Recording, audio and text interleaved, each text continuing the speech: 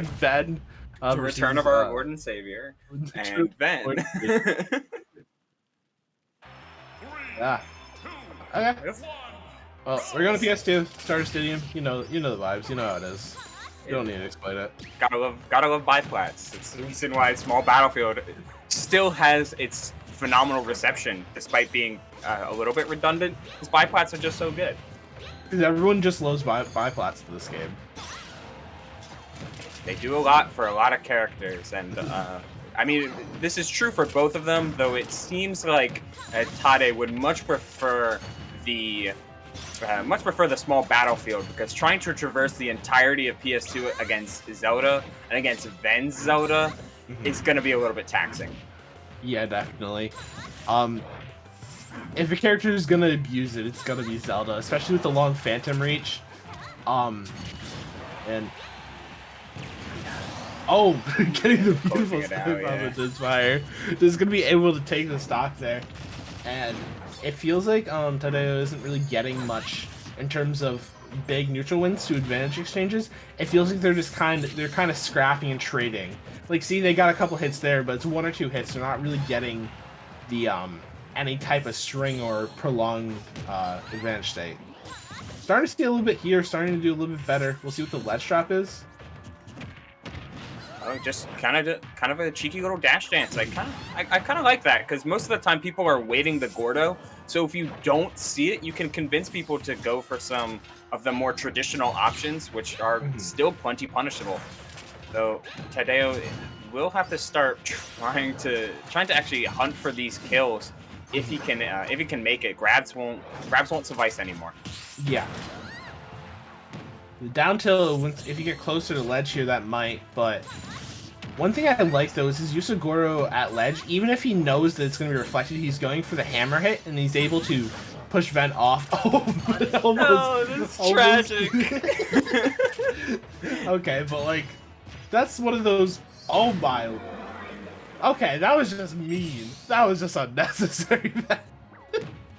The slow pummel afterwards. Oh, Lord. He was already dead. Come on. Imagine if Ven grab release there. That would be so mean. Okay, they're able to take that stock. So, DD can disrupt stocks from you, so he could find a way, but Ven's been playing so solid, just gonna get the lightning kick. Just, why not? This is gonna do that real quick. And that's gonna be a, I don't know, was that JV? I think it might have been JV. I think it was JV. Nice little JV3 to start off the set. Why not? Why not? And it's kind of like what we were saying last set, where you can really just play to your lead, play to your advantage when you're a zoner or trapping type of character against a big slow body like Dedede. And while Yoshinoya was kind of getting a little bit impatient and a little bit flustered in the face of Dedede's decent options, Ven isn't. And it's really making this, really making Tadeo kind of pay for throwing out Gordos kind of recklessly and trying to gain space to set up only services to help out Zelda, which is why this change in style and being a little bit more forward is certainly working for Tadeo in this game too, at least at the start. Yeah, there's 2 main ways that you can really counteract zoners a lot of times. It's either if you play that mid-range and try to you're trying to passively beat them, it's not going to work. You either have to get in their face or play campier than them. And we see what Tadeo's going for here.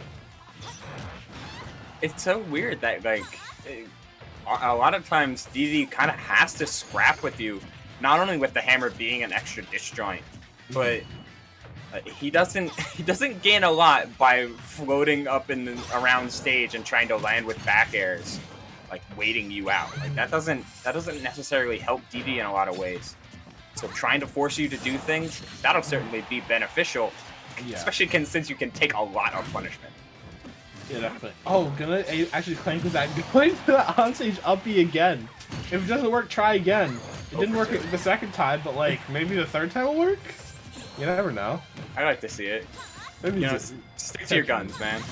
Oh, I actually like that up tilt after the reflect.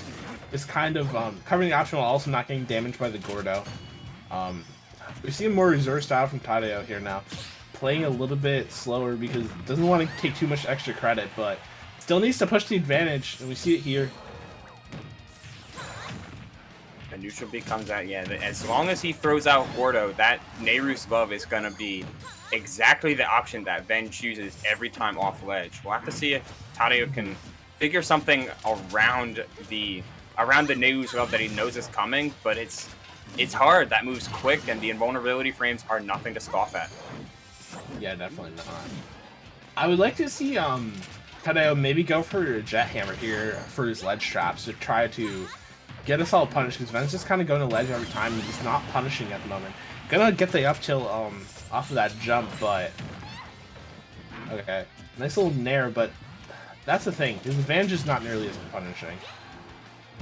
Okay, yeah, like, 19 you're taking every time, especially since he traded for a stock, that air dodge basically guaranteeing his death, and sent the wrong way. That could have been a huge starter for Ven. I mean, it still kind of is. 57. Oh, yeah. 40. The extra dash attack on the end really showing just how Ven knowing how much he can get off of one out of one opener. Yeah, both of these players got one opening. Ven got 75. Tadeo got 19. Yeah, it's so the difference is clear. Sometimes it really just comes down to how strong your advantage state is. Actually catching the second jump there, gonna take it. So that's gonna be a 2-0, two very, very different DD matches we just saw.